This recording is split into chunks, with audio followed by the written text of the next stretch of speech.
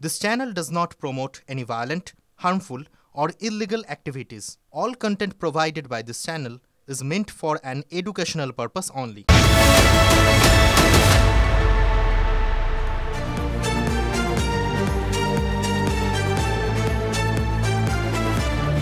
নমস্কার, good afternoon. শুরু করছি তিনটে নিউজ কর্নার। আমি অনির্বাণ, আমার সঙ্গে শুভজিৎ। কোভিড আমাদের জীবনটাকে একদম ছাড়খাড় তছনছ করে দিয়ে গেছিল এবং কোভিড পরবর্তী সময়ে সবচেয়ে বেশি কনসার্ন কি আমাদের শরীর, আমাদের স্বাস্থ্য, তাই তো? একেবারে। কিন্তু এক্ষেত্রে আরও একটা দুশ্চিন্তার বিষয়, আমরা বলছি ঠিকই, কিন্তু অনেকটাই ক্ষতিগ্রস্ত হয়েছে শিশুদের স্বাস্থ্য। একদম। এবং যেটা বলছিলাম যে শেষ হয়েও কিন্তু শেষ হচ্ছে না করোনার কামড়। কোভিড মহামারী যে দুনিয়াটাকে পাল্টে দেবে সে তো আলোচনা করোনাকালেই শুরু হয়ে গিয়েছিল। পরের বছরগুলোয় আমাদের জীবনে একের পর এক টের পেয়েছি সেই নিউ নর্মাল বাস্তবতায়। এবার কোভিড পরবর্তী দুনিয়ার আরও একটা সত্যি, একদম নেকেড ট্রুথ সামনে আনলো এক মার্কিন জার্নাল। করোনার জেরে নাকি দুনিয়া জুড়ে বেড়ে গিয়েছে জুভেনাইল ডায়াবেটিসের প্রকোপ, শিশুদের মধ্যে ডায়াবেটিসের প্রকোপ। এই দাবি কে করেছে? Journal of American medical association বা জামা। তাদের সমীক্ষা বলছে করোনার সময় যেসব শিশুরা ডায়াবেটিসে আক্রান্ত হয়েছে তাদের অসুখের অবনতিও হয়েছে স্বাভাবিকের থেকে অনেক তাড়াতাড়ি। শুভজিৎ, একদমই তাই। আর এই যে সমীক্ষা, মানে জামার এই যে সমীক্ষা, সেই সমীক্ষায় দেখা গিয়েছে করোনার সময় ব্লাড সুগার বেড়ে যাওয়া শিশুদের মধ্যে 81%ই 6 মাসের ভেতর টাইপ 1 ডায়াবেটিসে আক্রান্ত। খুবই দুশ্চিন্তার এই বিষয়। এমনকি পরের 2 বছরে তাদের ডায়াবেটিসের অবনতি অন্যদের তুলনায় অনেকটাই দ্রুত হয়েছে। একেবারেই। তুমি কি কোনো গেস্টের সঙ্গে কথা বলাবে? আচ্ছা শুভজিৎ, যেটা সব থেকে ইম্পর্টেন্ট, এটা একটা খুব কনসার্নিং ফ্যাক্ট আমাদের হাতে এলো। এই যে জামার কথা বললাম, যারা রিসার্চ করেছে, আমি একটু গুগল ঘাটছিলাম, এই ব্যাপারটা দেখে আমার এত ভয় লাগলো। 42টা কেস স্টাডি করেছে তারা, 42 ধরনের, 1 লাখ শিশুর মধ্যে সমীক্ষা চালিয়েছে এবং সমীক্ষা চালিয়ে দেখা যাচ্ছে যে শিশুরা হচ্ছে সব থেকে বেশি অ্যাফেক্টেড। আমরা একজন এক্সপার্টের সাথে কথা বলে নিই। শুভজিৎ, একদম আমরা কথা বলবো, কিন্তু এক্ষেত্রে তুমি যেরকমটা বললে, খুব শিশুদের যে সময় এই বিষয়টা ধরা পড়ছে অনির্বাণ, সেই সময় তারপর তাদের কিন্তু অনেকটা সময় ধরে সেটা এগিয়ে নিয়ে যেতে হচ্ছে। এবং শিশুদের ক্ষেত্রে এই প্রবণতা যদি এরকম হয়, মানে ধরো আমি কিছুক্ষণ আগে যেরকম তুমি বললে, আমরা জামার রিপোর্টটা বললাম, এখানে স্পষ্ট দেখতে পাওয়া যাচ্ছে শিশুদের মধ্যে 81% কিন্তু 6 মাসের ভেতরে টাইপ 1 ডায়াবেটিসে আক্রান্ত হয়ে যাচ্ছে। ফলে তাদের মধ্যে থেকে কিন্তু সেই বিষয়টাকে নিয়ে মানে ক্ষতি বা অবনতির পরিমাণ অনেকটাই বেড়ে যাচ্ছে। প্রশ্ন হলো সেটা কিভাবে আটকানো যাবে, সেটা মানে যার বাড়িতে হচ্ছে, যার সন্তানদের সঙ্গে। অ্যাবসলিউটলি। এবং শুভজিৎ, আমরা একজন এক্সপার্টের সাথে কথা বলে নিই আরও বিস্তৃত তথ্য জানার জন্য। কাকে ধরবে তুমি? সুবর্ণ গোস্বামী, ডক্টর সুবর্ণ গোস্বামী রয়েছেন আমাদের সঙ্গে। ডক্টর গোস্বামী, আপনাকে স্বাগত জানাই আমাদের এই অনুষ্ঠানে। এটা দুশ্চিন্তা থেকেই অনেকের প্রতিনিধি হয়ে আমি এ প্রশ্ন করছি, আমি নিজে একজন সন্তানের বাবা হয়ে প্রশ্ন করছি। দুশ্চিন্তা তো বটেই। ছোটদের মধ্যে এই প্রভাব বা এই প্রকোপ এতটা হলে কি করণীয়, আর কি এক্ষেত্রে আনুষঙ্গিক বিষয় জানা যাচ্ছে? দেখুন, এই যে গবেষণাটির কথা বলা হচ্ছে, সম্প্রতি একটা বড়সড় গবেষণা, এটা বেশ মানে ইউরোপের বেশ কয়েকটি দেশ, মূলত জার্মানি থেকে হলেও এর সাথে বেলজিয়াম, সুইডেন এবং ইউকের অক্সফোর্ডের ইনস্টিটিউট যুক্ত আছে। তারা যেটা বের করেছেন, প্রায় 885 জন ইনফ্যান্ট, অর্থাৎ 1 বছরের কম বয়সী বাচ্চাদের উপর এই গবেষণাটা করেছেন।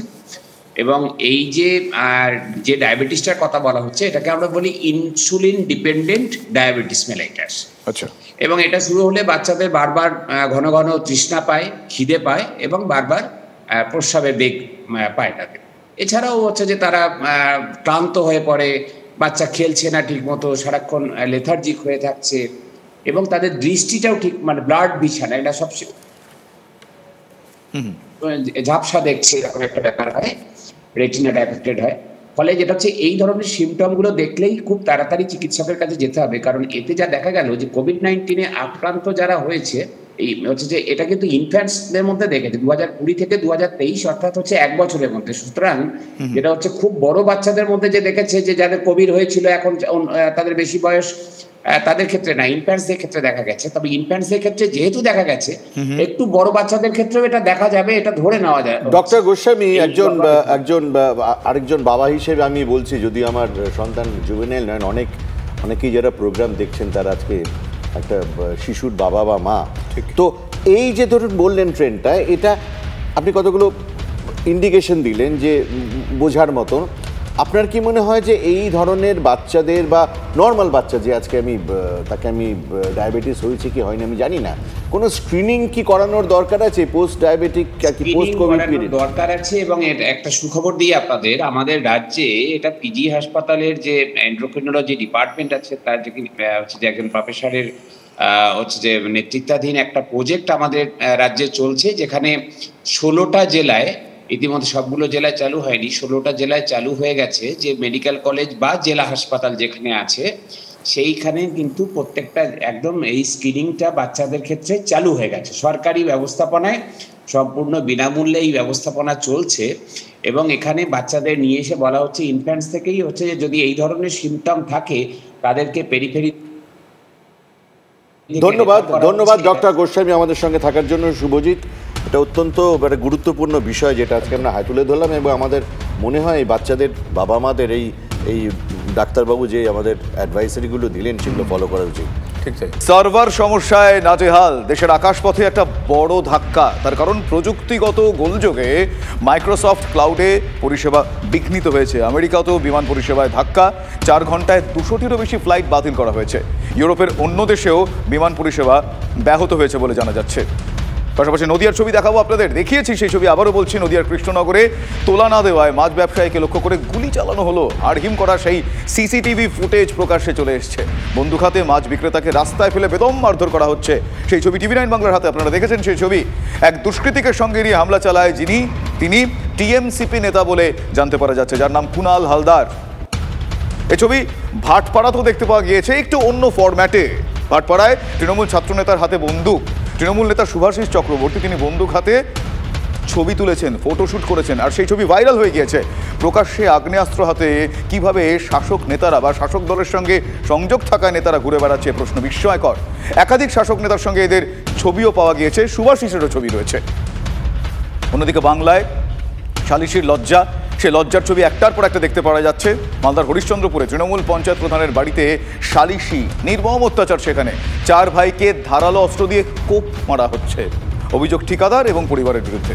সালিশি বসিয়েছে, এই বসানোটা ভুল হয়েছে তারা স্বীকার করছে মানে সাফাই গিয়েছেন বলা যায় প্রধানের স্বামী।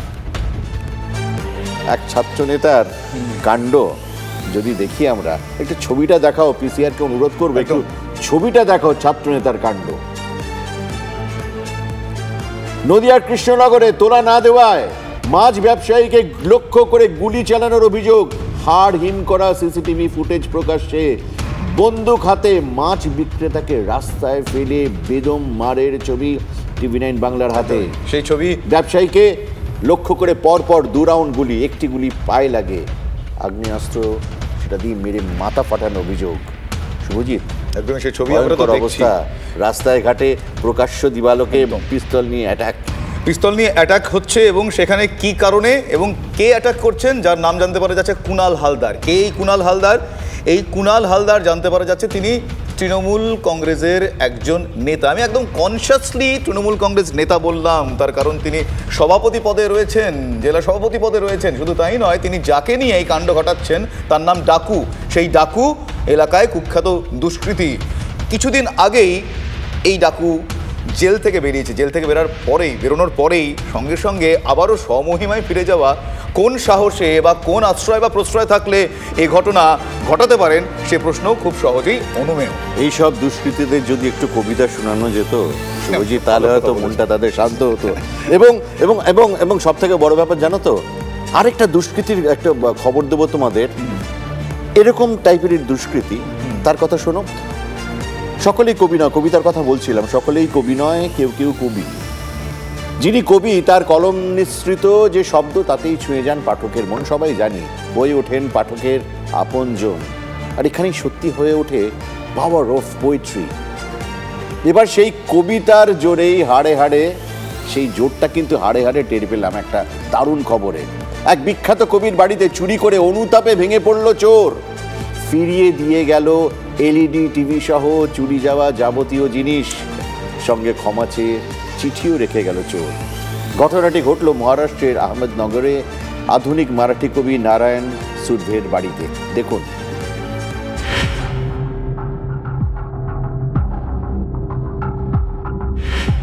রবি ঠাকুরের চুরি যাওয়ার নোবেল পদক আজও মেলেনি।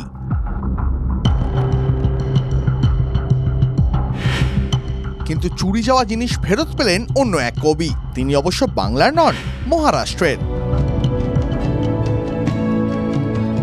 মারাঠি সাহিত্যের অন্যতম স্মরণীয় নারায়ণ সুরভে।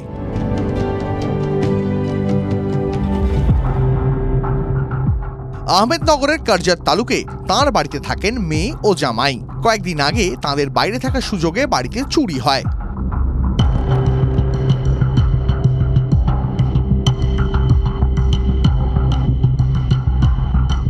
দিন কয়েক পরে চোর আবার ওই বাড়িতে ফিরে আসে, কারণ বেশ কিছু জিনিস ফের হাতাতে চেয়েছিল সে। কিন্তু তারপরেই গল্পে বড়সড় টুইস্ট। সেবার বাড়িতে ঢুকেই দেওয়ালে কবির বড় ছবি দেখতে পায় চোর।